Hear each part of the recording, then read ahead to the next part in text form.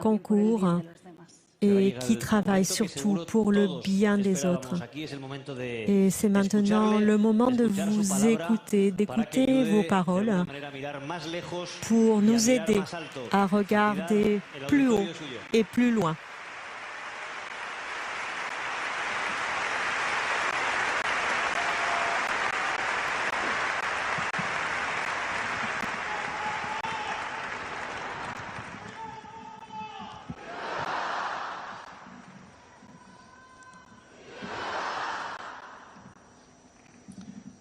Evidencia, queridos amigos, amigas. Éminence, chers amis,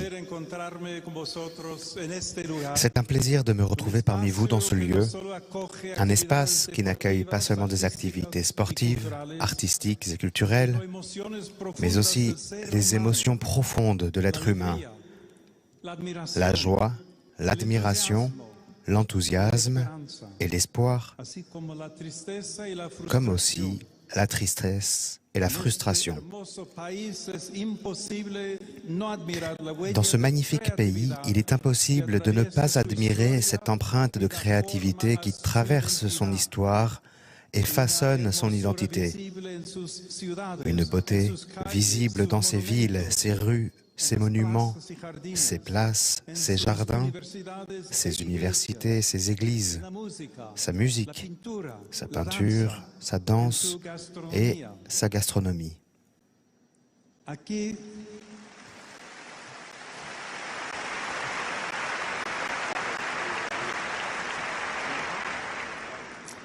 On y perçoit également l'âme des générations qui ont transformé le paysage et lui ont donné un visage singulier. Et cela nous révèle à chaque instant l'intelligence et la volonté qui résident dans l'âme humaine. Après avoir contemplé attentivement ces merveilles créées par les générations précédentes, une question surgit inévitablement et nous interpelle tous. Quel héritage laissons-nous à l'avenir, aux générations futures, et par conséquent, quel type de communauté construisons-nous? J'ai écouté avec le plus grand intérêt chacune des interventions des intervenants. Je suis d'accord avec vous.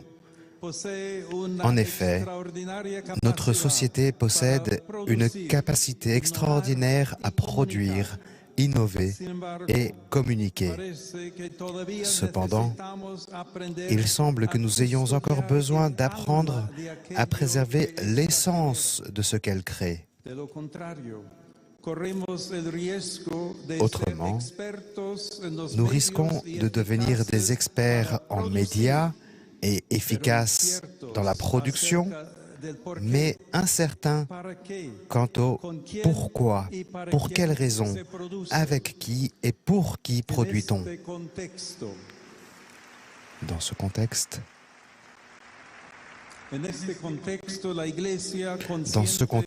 l'Église, consciente de ses réussites et de ses erreurs au fil de l'histoire, aspire à rester en dialogue avec le monde contemporain.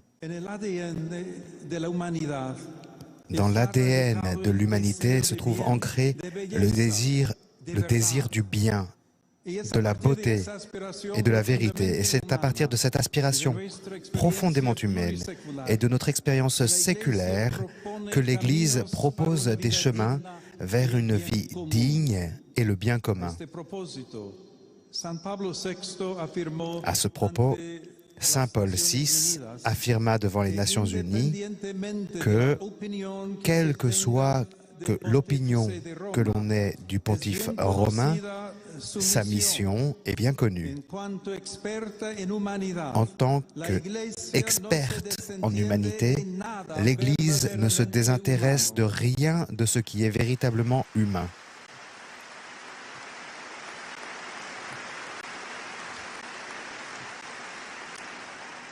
Pour cette raison, l'attitude de dialogue fait partie intégrante de la vocation de l'Église. Aujourd'hui, nous constatons que la question décisive reste la même. Que veut dire d'être véritablement humain? L'Église partage avec humilité, mais aussi avec fermeté, ce qu'elle a découvert dans l'expérience de la foi. Que Jésus-Christ répond aux grandes questions sur la vie humaine et sa plénitude, déjà en ce monde et jusqu'à son aboutissement dans l'éternité.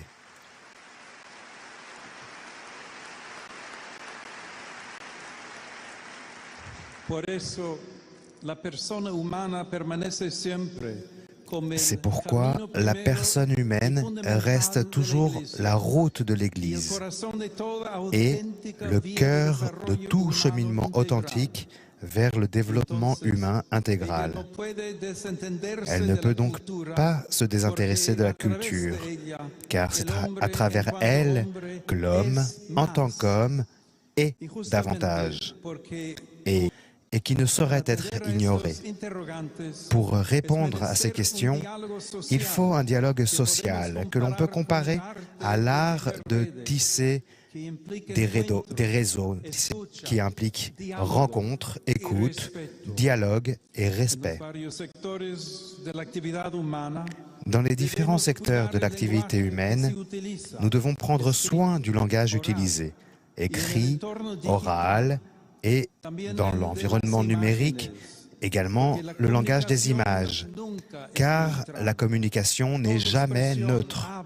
Toute expression parle, transmet. Elle peut blesser ou guérir, détruire des attentes ou ouvrir des horizons, semer la division ou éveiller l'espoir de pouvoir construire ensemble quelque chose de véritablement humain. Ainsi donc, tisser des liens, former des réseaux, c'est un dialogue entre des institutions centrées sur la dignité humaine. Cela implique, par exemple, que l'université ne tourne pas le dos au monde du travail, ni ne renonce à la vérité. Que l'activité entrepreneuriale ne considère pas l'employé comme un simple facteur de plus dans l'équation de ses intérêts. Que l'art ne s'adresse pas seulement aux élites. Que le sport ne soit pas réduit à un spectacle ou transformé en simple commerce. Que le projet technologique tienne compte des personnes âgées, des pauvres et de ceux qui n'ont pas de voix.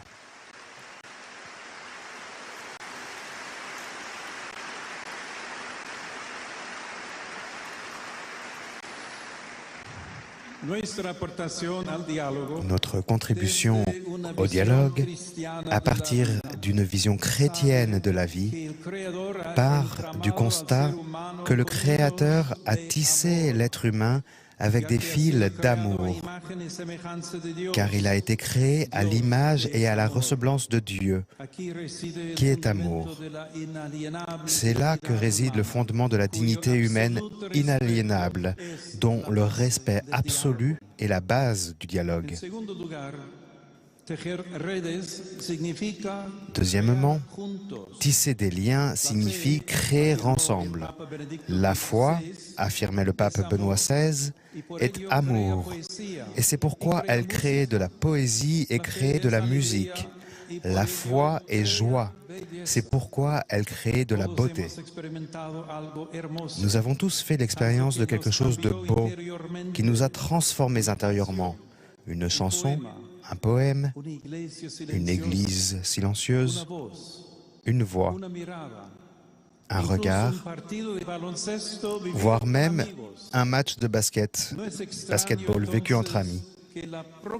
Il n'est donc pas étonnant que la proclamation de la bonne nouvelle et la conscience de notre fraternité s'expriment sous la forme d'une saeta pendant la Semaine Sainte, de poésie mystique, de maîtrise littéraire chez des auteurs tels que Lope de Vega, Sainte Thérèse d'Avila ou Saint Jean de la Croix.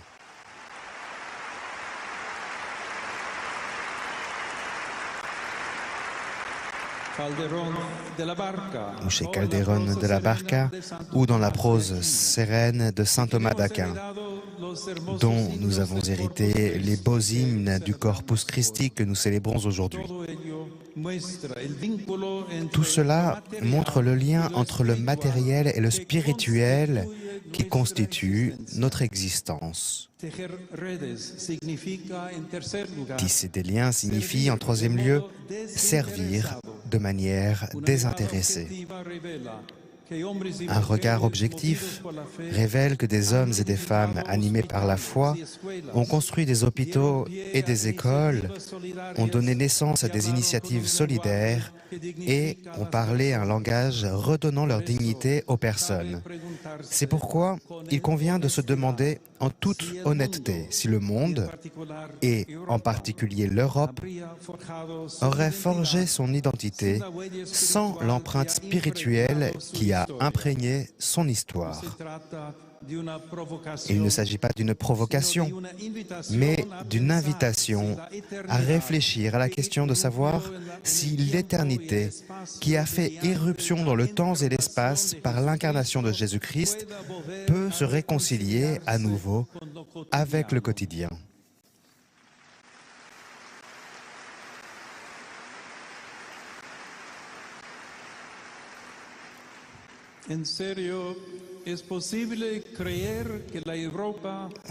En somme, est-il vraiment possible de croire que l'Europe, que nous aimons tant, serait elle-même sans l'empreinte de la foi? Pourquoi redouter que l'éternité imprègne le quotidien? J'entends encore le cri de mes prédécesseurs. N'ayez pas peur, ouvrez grand les portes au Christ.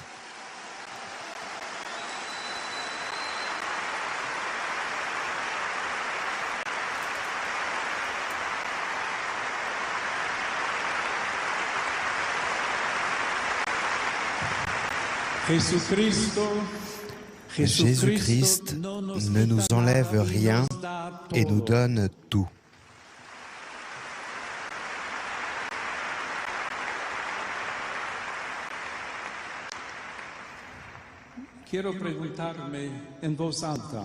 Et je veux me demander à voix haute, quelles sont les personnes exclues malgré leur vertu et leur capacité?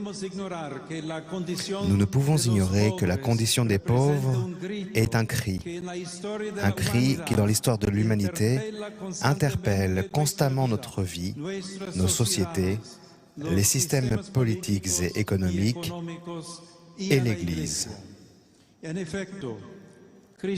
En effet, le Christ redonne au bien commun la place qui lui revient en tant qu'arbitre sage qui apaise la cupidité des uns et nourrit l'espérance des autres, tout en aspirant à les sauver tous. Cette Église, experte en humanité, bien qu'elle marche parfois à contre-courant, insiste sur le fait que les structures économiques et institutionnelles sont justes uniquement dans la mesure où elles servent le développement intégral de la personne et favorisent la participation responsable de tous.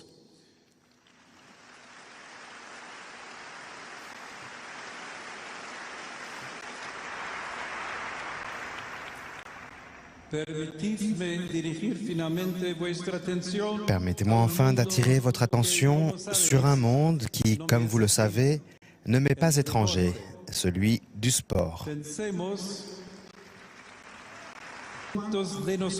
Pensons à combien d'entre nous ont appris le respect de l'adversaire sur un terrain de jeu plutôt qu'en écoutant un discours. Combien de sportifs nous enseignent à perdre sans haïr, à gagner sans humilier ou à se relever après une chute.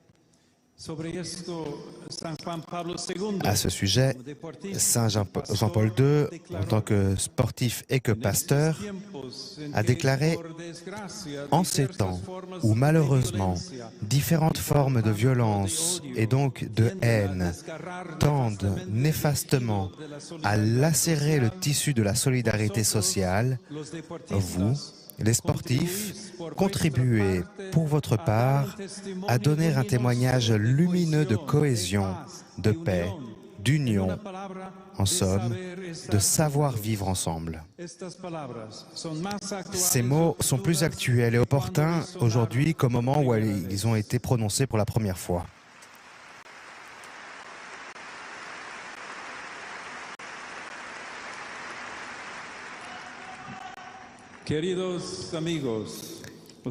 Chers amis, je vous invite donc à devenir de nouveaux fils afin de tisser de nouveaux réseaux qui harmonisent tous les domaines de la vie et de construire une société renouvelée où le temps s'imprègne d'éternité, où la culture préserve la mémoire et favorise le dialogue, où l'éducation promeut la recherche de la vérité dans un esprit critique, où l'art suscite l'émerveillement et génère des émotions nobles, où l'entreprise reconnaît la dignité de la personne et où le travail reste un moteur d'espérance.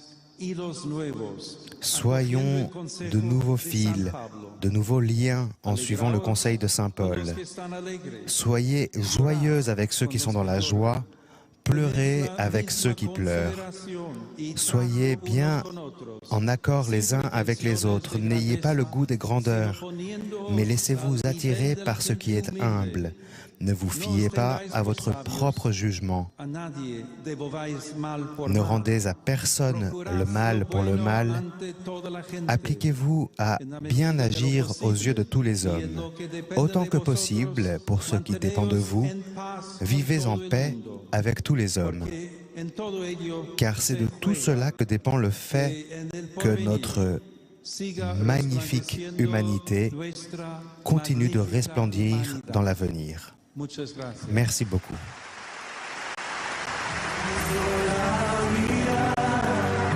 Mi